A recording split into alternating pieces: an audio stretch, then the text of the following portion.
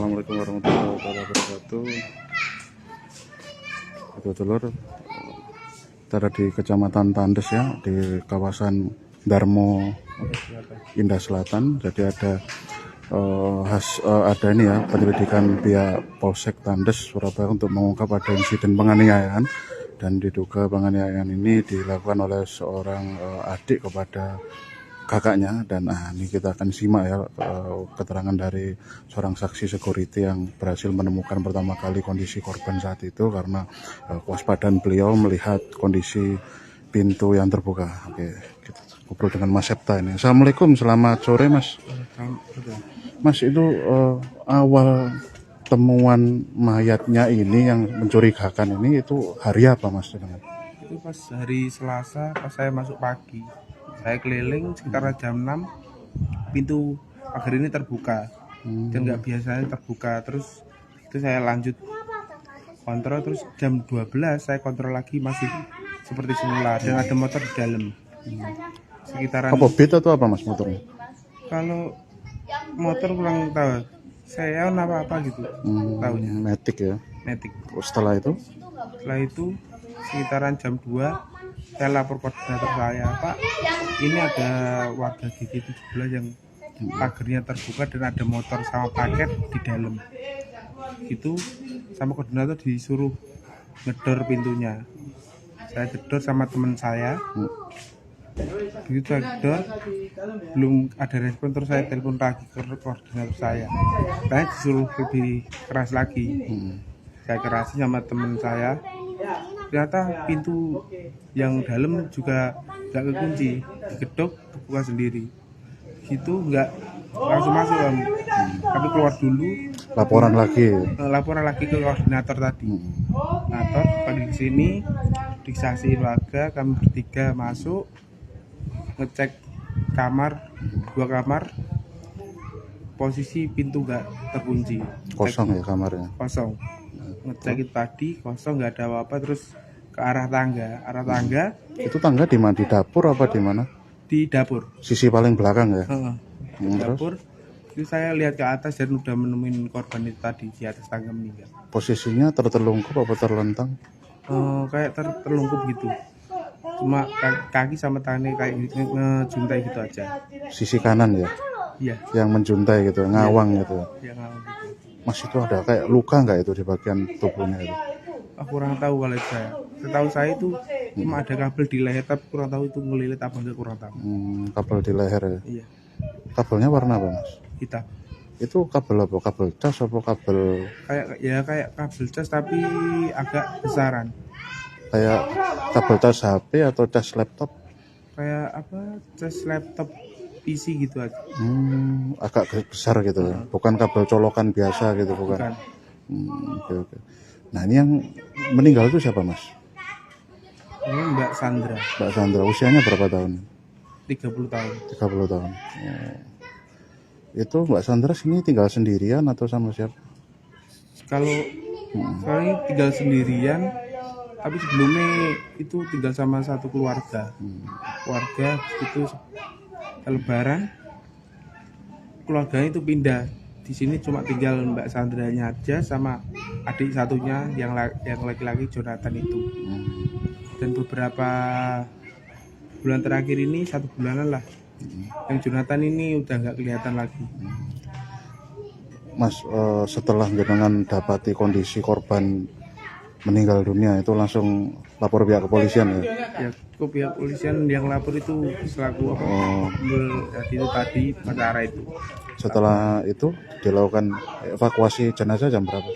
Sekitaran jam 3 lebih, jam 4-an lah. Berarti jenengan untuk deteksi masuk ke dalam itu jam 1-an ya? Jam 2. Jam 2-an. Oke. Mas, itu untuk si terduga pelakunya tuh siapa Mas? Kalau itu, setelah diperiksa adiknya. Adiknya. Siapa namanya? Pengetahuan saya Putri. Usianya berapa tahun? 26-an ya? 26-an itu. Itu sama-sama perempuan ya korban? Sama-sama perempuan, cuma yang pelaku yang Putri itu tadi kayak tomboy. Agak tomboy ya. Untuk si pihak kepolisian sudah melakukan semacam rekonstruksi atau olah TKP gitu. Ya udah tadi. Jam berapa tadi? Sekarang ya jam 2, jam 1. Rabu jam ini tadi ya, jam Iya. 2 jam 1 ya. Dengan baru selesai yang tadi ya. Baru selesai. Setahun jenengan ketika lihat rekonstruksi tadi, si terduga pelakunya ada, si Ada. Mbak Putri itu ada ya. Ada. Sempat lihat nggak Mas, Mbak Putri kayak disuruh memperagain itu seperti apa itu? Ngeragain cuma ini naik Heeh. naik sini, naik pagar ini. Masuk ke dalam. Masuk ke dalam. Sempat lihat kayak peragain di jeratnya gitu atau enggak? Enggak. Soalnya kan di dalam. Kalau di luar kan nggak boleh masuk. Disuruh ngamankan Iya. keluar ya jenengan ya. Oke, siap. Kalau berdasarkan informasi jenengan dihimpun, berarti jenengan sempat diperiksa pihak kepolisian juga ya Tempat. kemarin ya. Nah saat diperiksa ada siapa aja di situ? Di situ ada saya sama koordinator saya sama orang tua korban dan Putrinya itu. terduga pelaku ini Terduga tadi, pelaku. pelaku tadi. Gitu. Berarti kayak sudah diperiksa di malamnya itu ya, malam hari Selasa itu ya. Selesai. Berarti setelah jenengan laporan dievakuasi langsung dilakukan penyelidikan menyeluruh ya. Oke. Mas, setahu jenengan itu dugaannya itu apa Mas? Cekcoknya karena apa itu? Kurang tahu kalau dulu sih anaknya yang almarhum itu dibilangin susah sama orang tuanya gitu. Itu aja Pak pengetahuan saya. Kan informasinya kayak sering kayak bentak orang tua gitu ya, Iya, katanya gitu. bentar orang tua. Lah kalau si korban sendiri itu gimana Mas kesehariannya? Dia itu tertutup. Tertutup. Pekerjaannya apa? Kalau kerjanya kurang tahu, cuma saya kerja di daerah Magelang pabrik gitu. Pabrik ya. Pabriknya apa nggak tahu ya? Nggak tahu. Usaha jasa apa gitu nggak tahu. Kalau si Mbak Putrinya itu kerjanya apa ya? Kurang tahu saya kerjanya. Kalau sosoknya gimana Mbak Putri? Itu kalau saya dia tuh ramah gitu. Lebih ramah, lebih suka ngobrol sama warga gitu ya. Ya mesti apa? Kalau lewat sopan. nyapa gitu. Iya. Nah si keluarga besarnya itu tinggal di mana Mas, ibunya? Ibunya bilang dari lebaran itu pindah di Manuan, tapi kurang tahu Manuan mana, kurang tahu. Bu siapa ibunya? Bu Erni. Bu Erni. Berarti punya 3 anak itu ya. Ya, anak. Pertama Mbak Sandra, kedua Mbak Putri. Terus yang terakhir Jonathan itu yang usia. Sudah dewasa semua ya, nggak ada yang sekolah ya. Ada. Untuk warga sendiri nih sesuai dengan laporan yang jenengan terima sering kayak dapati cekcok nggak mereka? Ya itu 5 bulanan Sudah nggak ya. Dan yang diketahui warga jarang ketemu gitu, maksudnya jarang sosialisasi tertutup. Nah ini Mas kayak sempat ada kayak saat pindah itu sempat pesan sesuatu nggak pada tetangga gitu? nggak ada. Nggak ada ya? Orang tuanya nggak